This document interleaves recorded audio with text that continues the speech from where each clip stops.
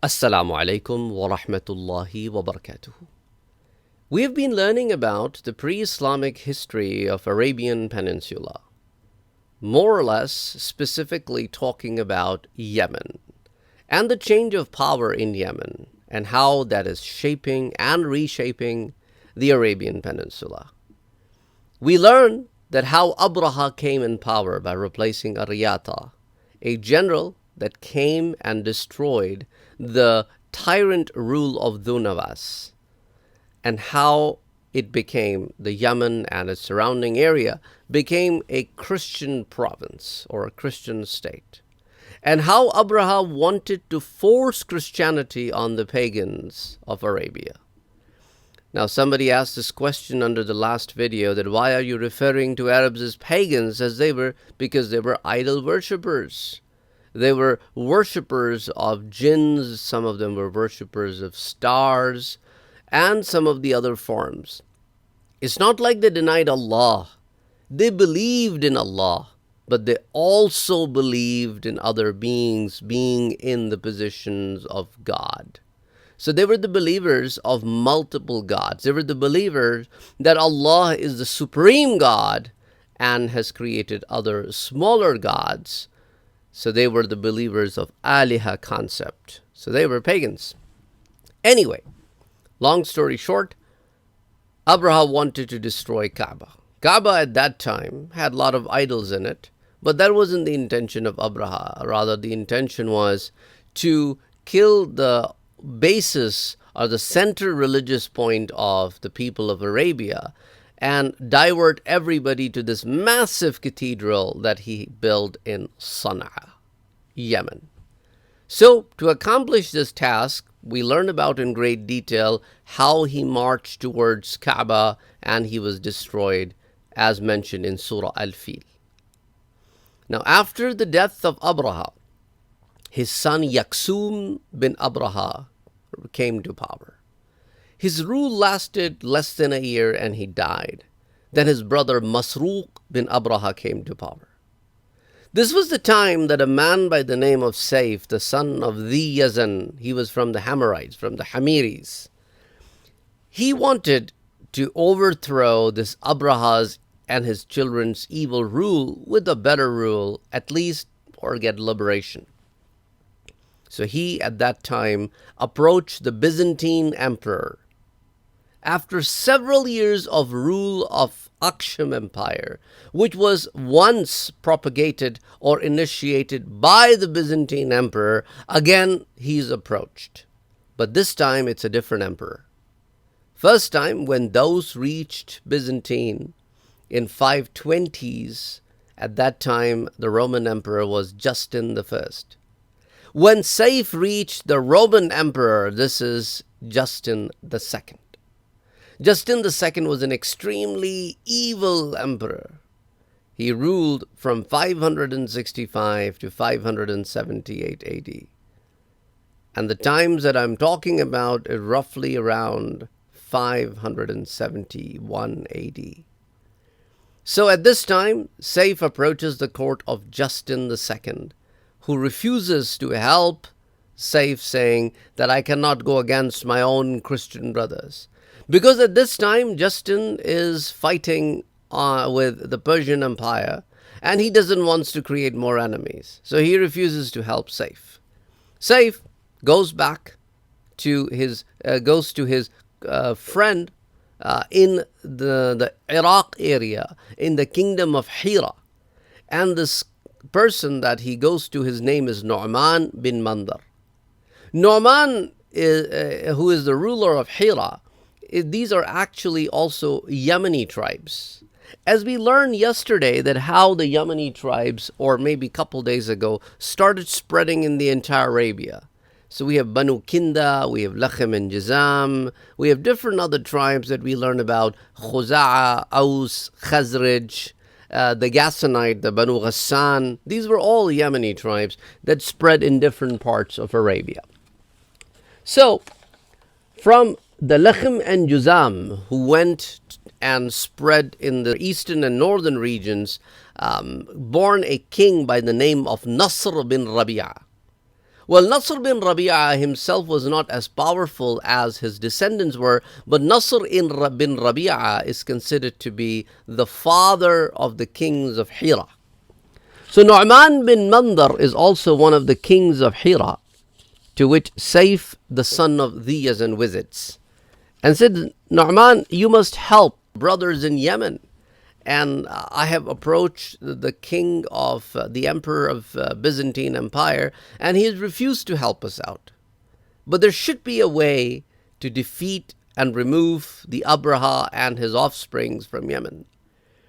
So Nu'man said, I can help you in this regard. I can put in a word for you with the emperor of Persia.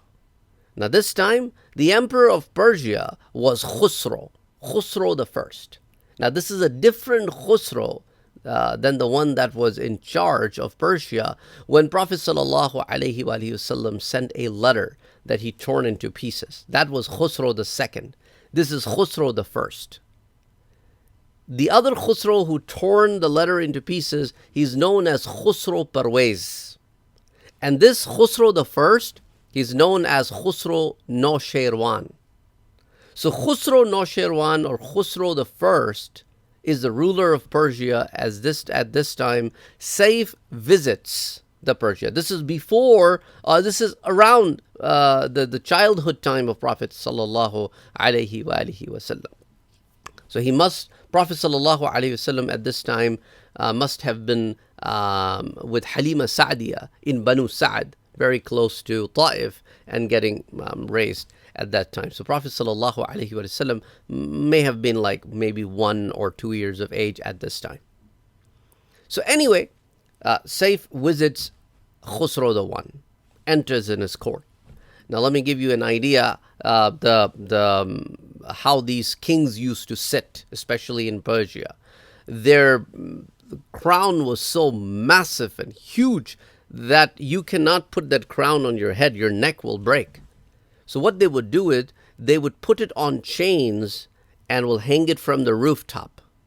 So when the king is sitting on the chair, the throne, the crown would be lowered down with the help of pulleys and would come around the head of the king. So if you are standing at a distance, you may think that the king is actually wearing the crown. When king is not wearing the crown, it is just hanging from the rooftop and it is around his head.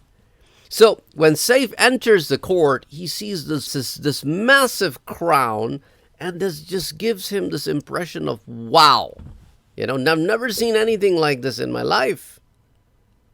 So Saif approaches the king, Khusro I, and says, I need your help in conquering Yemen. And Khusro is like, what will I do with Yemen? It is so far away on the other end of the Arabian Peninsula. I am up in the northeastern corner of Arabia, and you're talking about the southwestern corner of Arabia.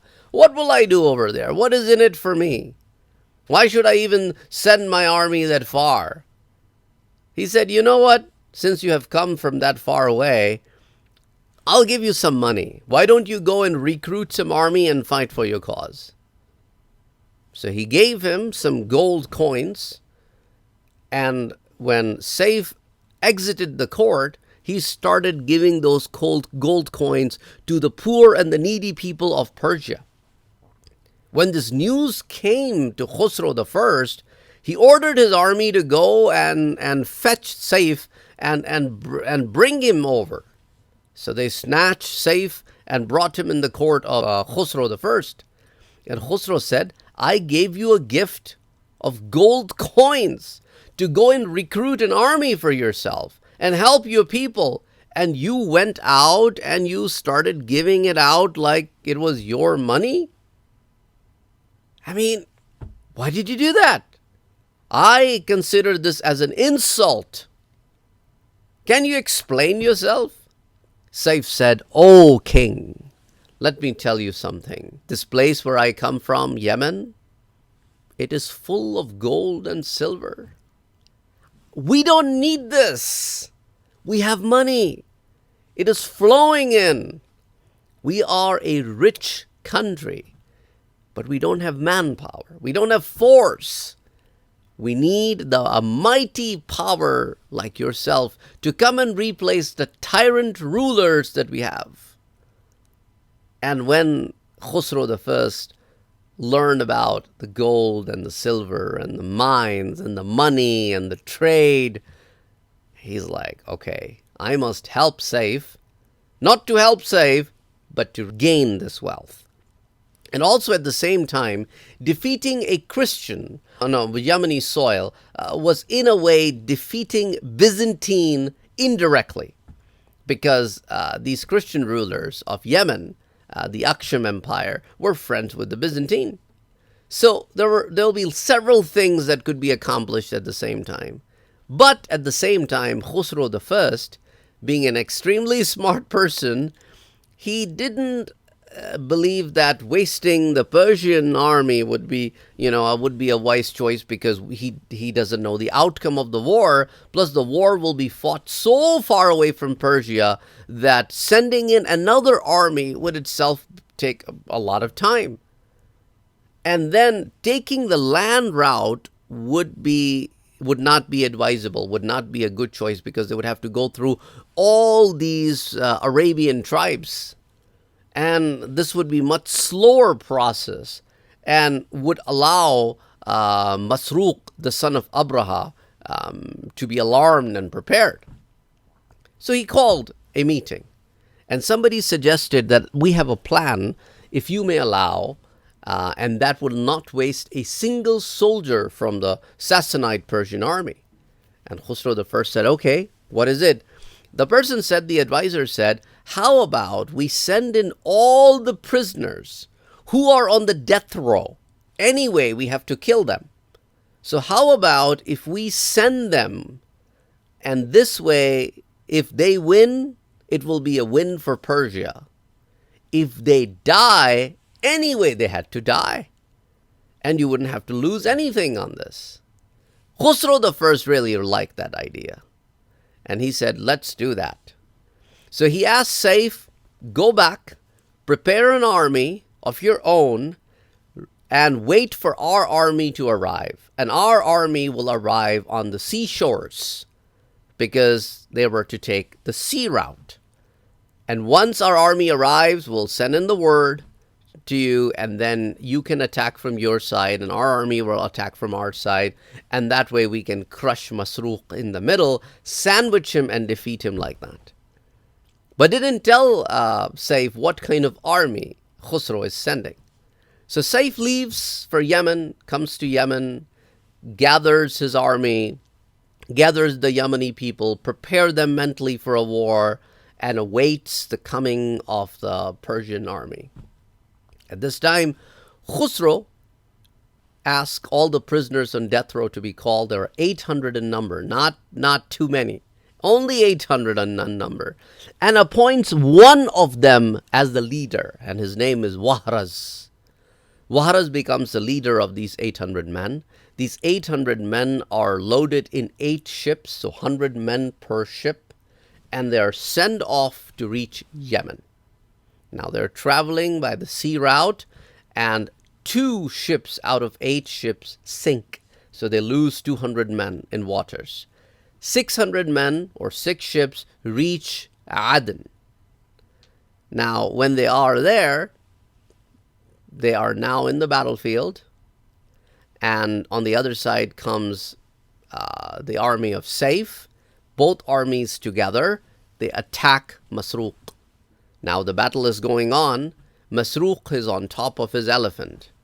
At that time, the Persian leader, Wahraz, sends his son to go and fight in the battlefield and bring victory.